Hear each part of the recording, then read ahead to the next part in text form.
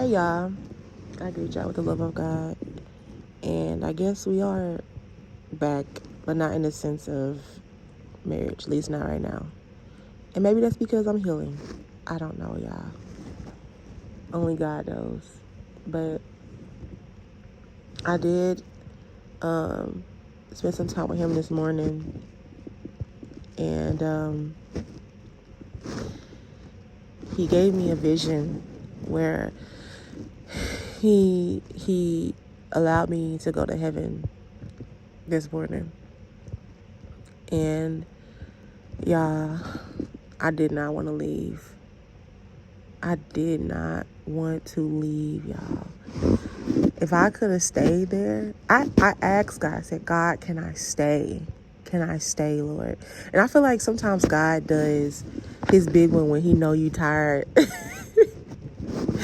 I feel like God does his big one when he know like you sick and tired of being sick. He be like, all right, let me show out this time for this encounter, cause my daughter needs some extra strength.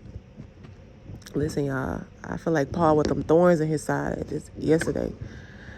But what I will say is, while I was up there, he gave me a revelation.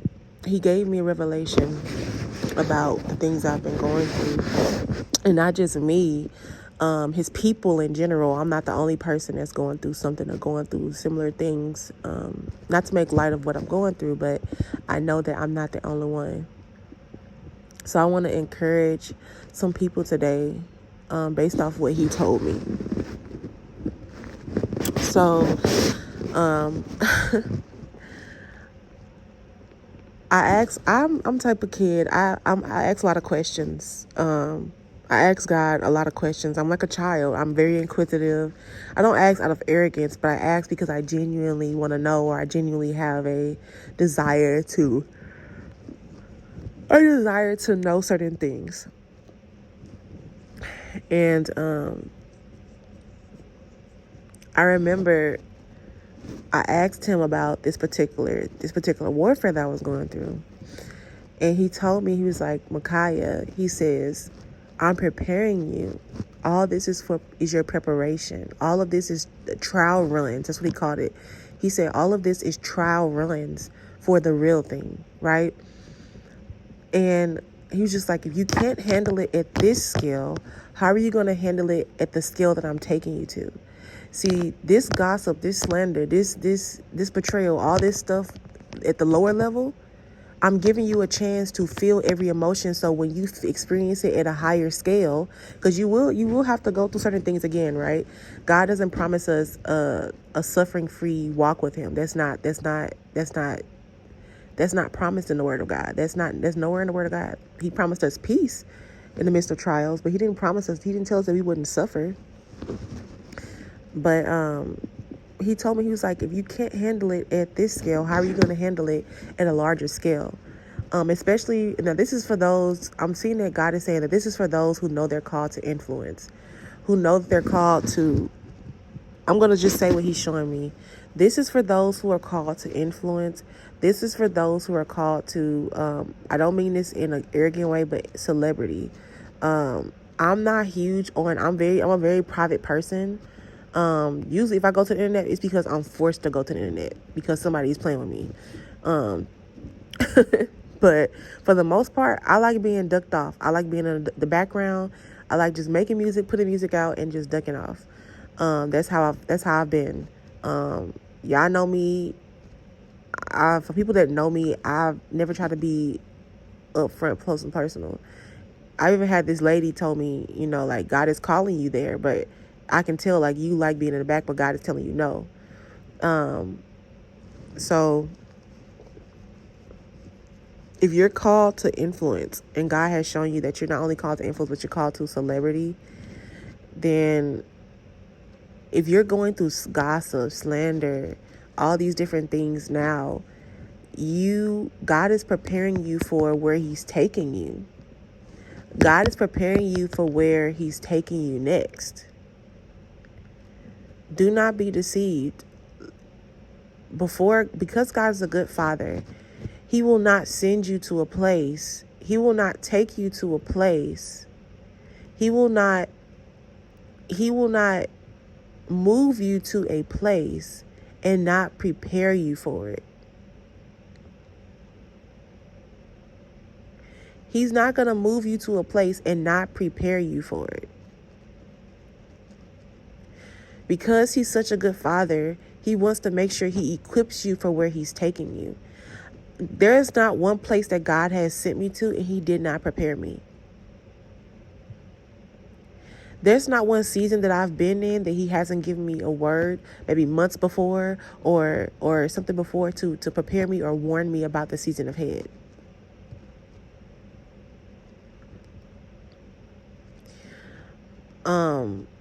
When God has given you mentals of influence or he's showing you that you're going to have a mental of celebrity, it can sometimes be a little bit intimidating. I know for me personally, it wasn't the plan I had for myself. I planned on just being a mom, a wife, and just, that being that, right? But God showed me that he's like, that's not what I'm calling you to. He's like, there may be somebody else's purpose, and that's fine, but that's not your purpose. And so I had to make peace and actually grieve like what I thought I wanted for myself so that I could take on what God wanted for me. So a lot of times when you're going through warfare, it's to prepare you for the next level. And you can't deal with your family talking about you, old friends talking about you, people that used to know you. A lot of times, the people that used to know you, people that don't have access to you like that no more, they talk about you the most, child. People from your past who you no longer talk to, those will be the people that talk about you the most. Why? Because they don't have access to you no more. They can't update anybody on the new you no more. So they talk about old stuff.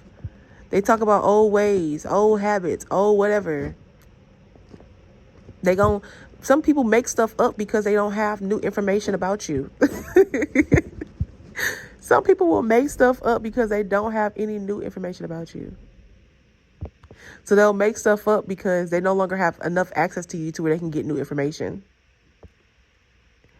So yeah, a lot of times, God is preparing you. I'm laughing because I actually went through this.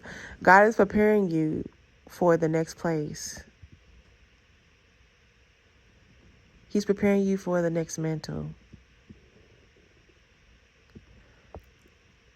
If you can't deal with your family talking about you, old people, old acquaintances, half these people not even friends, old acquaintances, making up new stuff, bringing up old stuff. You can't deal with these people talking about you. How you going to deal with, if God has called you to the nations, how you going to deal with nations, a whole group of nations not liking you? Jesus dealt with gossip. He dealt with accusation. He dealt with all this stuff. And you know what? It prepared him for what? The cross, when a crowd of people was literally talking about him, saying, crucify him. And what did he say? He said, God, forgive them, for they know not what they do. Jesus went through all the gossip, the accusations, the slander, the betrayal, all that stuff to prepare him for that moment when the big crowd came and yelled, crucify him. It prepared him for that moment. It prepared him for that moment.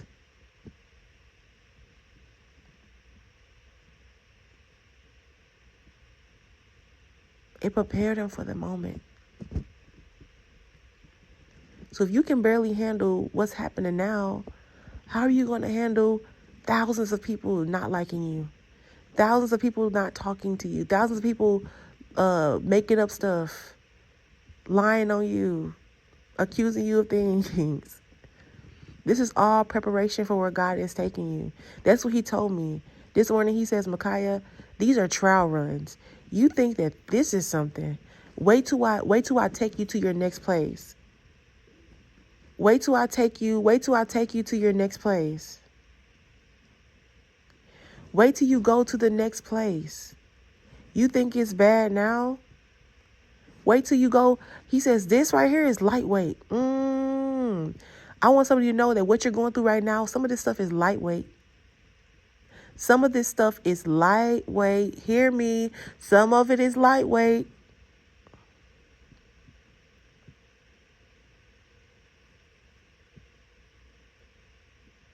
Some of this stuff is lightweight. Some of this stuff is lightweight compared to what you're going to have to deal with in the future. But the thing is, when you get to the future, I want to encourage you too about the future. I don't want you to think that, oh my gosh, I'm going to have to deal with this in the future. But no, think about it like this. You're preparing for what's to come. Okay? If you can overcome this level, guess what that does? It knocks off some of the pressure. It knocks off some of the pressure from the next level. Because you know you already overcame it. You're going to look at it and be like, oh, I've seen this before. I know what this is. This is preparing me for my next level. I've seen this before. This is preparing me for my next level.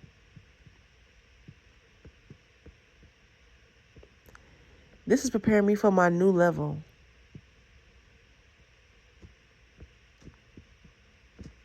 I'm going to come out of this better. I'm going to come out of this hole. I'm going to come out of this fire better.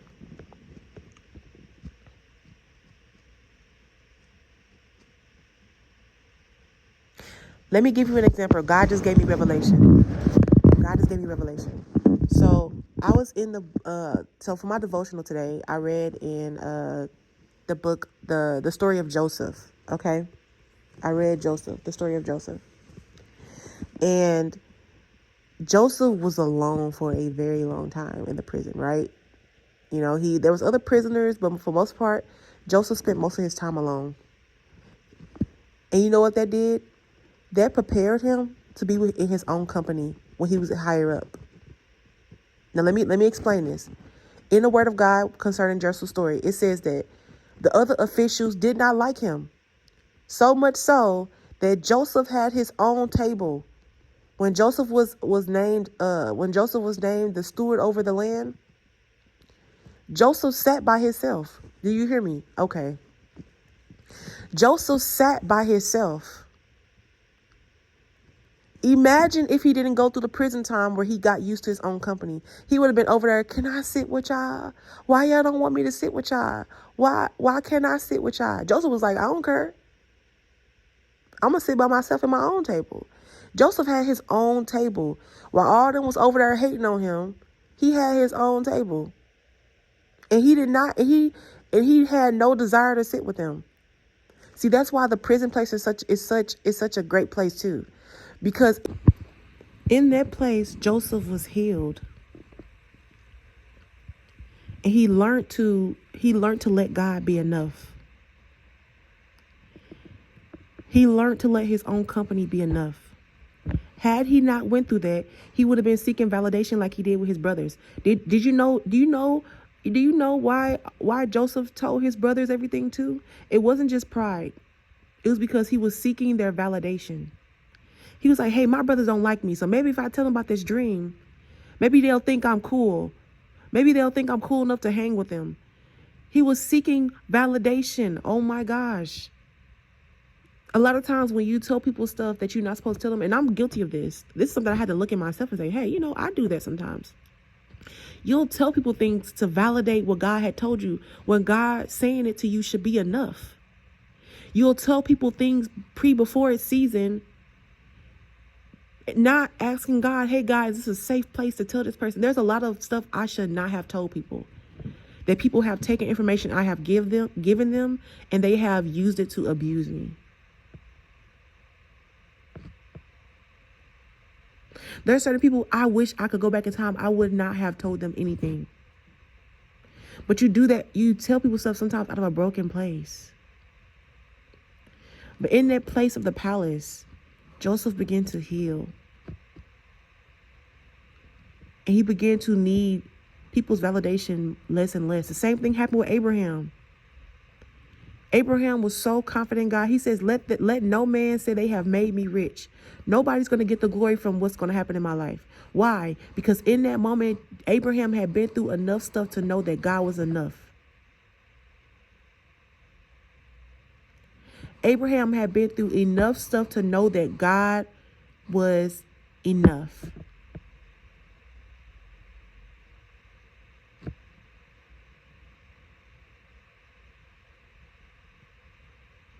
God was enough. God was enough. So if you're going through these things this season, don't allow it to push you away from God, or don't allow it to make you bitter, or don't allow it to whatever, right? Know that it's preparing you for the next place. It's preparing you for the next place. And listen, no demon in hell, no witch, no warlock, no gossip, no slander can stop you from getting to the next place. Because guess what? If God has to raise up someone else, if God has to move mountains for you, he will. People can try to think they blocking you, but they're setting you up for your biggest breakthrough. They did the same thing to Joseph. Joseph's brothers buried him. They were going to kill him. And what happened? They thought they was, we selling him. We shutting him down. And what happened? Joseph, the dream he had, it came to pass that his brothers did come and they bowed before him. I'm not saying it's in an arrogant way or prideful way, but I'm saying that when God shows you something, it's going to happen. People can fight you all they want, but they're not fighting you. They're fighting God. They're not fighting you. They're fighting God.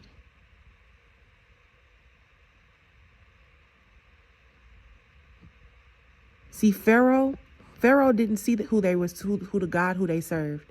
Pharaoh only saw the Israelites, and that was his biggest mistake. He looked at the Israelites and said, I can crush them. They're smaller than me.